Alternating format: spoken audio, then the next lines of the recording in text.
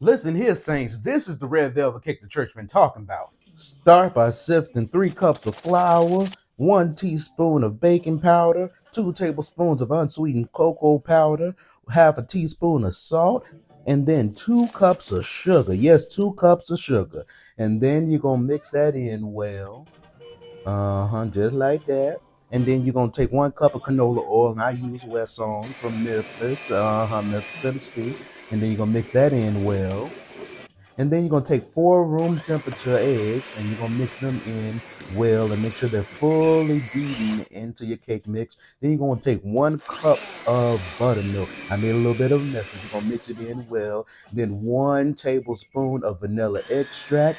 Mix that on in. All right, now you gotta add your white vinegar. You wanna be careful. You only wanna add a teaspoon of it, and then you're gonna add all of this bottle of red food coloring. And I know you say the full bottle, yes, the full bottle, because you want to have a beautiful fully red velvet cake. You don't want a chocolate cake because without the food coloring it's just a chocolate cake. But anyway, we're gonna add in the red food coloring and make sure it's fully mixed in. And somehow, y'all, I forgot my butter, and because I don't want to make a mess, I'm gonna add the 2 sticks of butter in individually and mix them in. But yeah, please mix them in earlier. I would normally add them in before I add in my milk, but neither here nor there.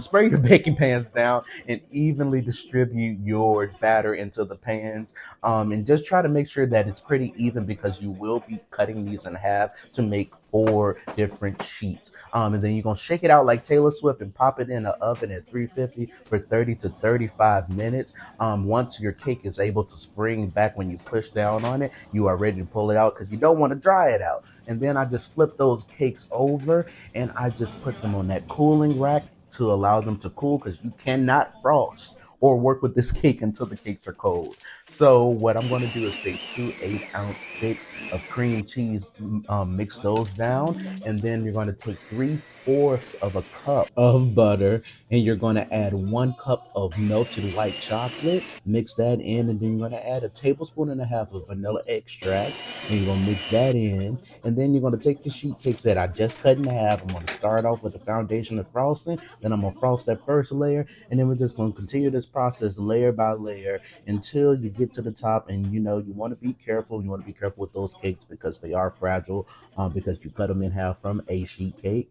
And then you just do it how you got to do it to make sure that you assemble them and they don't break in half. And then I just do about 2 scoops of frosting for each layer. And then as I'm going around the top, I'm just making sure that it's evenly distributed so that you get a nice even bite of frosting in every bite of your cake.